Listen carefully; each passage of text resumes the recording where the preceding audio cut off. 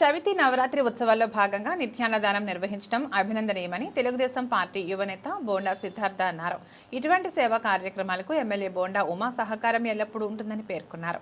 64వ division Kandrika సెంటర్లో Shri Lakshmi Ganesh friends circle ఆధ్వర్యంలో శ్రీ సిద్ధి బుద్ధి సమేత శ్రీ వరసిద్ధి వినాయక స్వామివారి చవితి నవరాత్రి ఉత్సవాలు భక్తి శ్రద్ధల మధ్య ఘనంగా కొనసాగుతున్నాయి. శనివారం జరిగిన 4వ రోజు అన్నదాన కార్యక్రమాన్ని సెంట్రల్ ఎమ్మెల్యే బోండా ఉమా తనయుడు తెలుగుదేశం పార్టీ యువనేత బోండా సిద్ధార్థ కమిటీ సభ్యులతో కలిసి ప్రారంభించారు. అనంతరం స్వయంగా భక్తులకు అన్నప్రసాదాన్ని వడ్డించారు.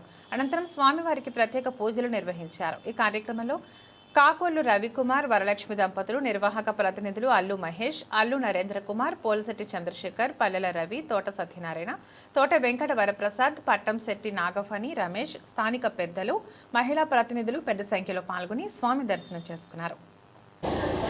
స్థానిక సెంట్రల్ నియోజకవర్గంలో 64వ డివిజన్ కండ్రిక ప్రాంతంలో శ్రీ లక్ష్మీ గణేష ఫ్రెండ్ సర్కిల్ ఆధ్వర్యంలో దాదాపు 15 సంవత్సరాలుగా ఇక్కడ స్థానికంగా ఉన్నటువంటి వాళ్ళందరూ కూడా ఏర్పాటు చేసుకున్నటువంటి విగ్రహం, అదేవిధంగా 7 సంవత్సరాల పైగా నిత్య అన్నదాన కార్యక్రమాలు చేయడం చాలా సంతోషం.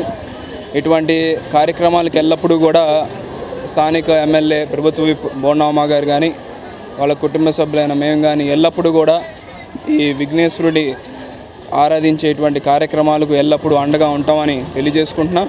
మరీ ముఖ్యంగా ఈ 7 రోజులు 9 రోజులు జరిగేటువంటి వినాయక చతుర్థి రోజులు ఏవైతే ఉన్నాయో అలాంటి రోజున ఇలాంటి సేవా కార్యక్రమాలు, అన్నదాన కార్యక్రమాలు చేయడం చాలా ఆనందకరం. ఎందుకంటే ప్రజలందరికీ కూడా ఒక మంచి భోజనం కల్పించి ఈ 7 రోజులు కూడా ఆ విఘ్నేశ్వరుడు ఆశీర్వాదం వీళ్ళందరికీ ఉండాలని చెప్పి మనస్ఫూర్తిగా కోరుకుంటూ, అదేవిధంగా ఆ సేవా కార్యక్రమాలు ఎల్లప్పుడూ కూడా ముందుండి ప్రోత్సహించే మన నాయకులు బోండా ఉమా గారు వీళ్ళందరికీ ఎప్పుడూ సపోర్ట్ చేస్తారని సందర్భంగా తెలియజేసుకుంటూ, తప్పనిసరిగా ప్రతి ఒక్క వాళ్ళకి వినాయక చవితి శుభాకాంక్షలు తెలియజేసుకుంటూ, ఈ కార్యక్రమాలని ఇంత ఘనంగా ఇక్కడ ఏర్పాటు చేస్తున్నటువంటి రవికుమార్కి కానీ శ్రీనాథ్ గారికి కానీ, అదేవిధంగా శేషు గారికి కానీ, ఇంకెవరు లక్ష్మీ గణేష్ ఫ్రెండ్స్ సర్కిల్ అందరికీ కూడా పేరు పేరున హృదయపూర్వక ధన్యవాదాలు తెలియజేసుకుంటాం.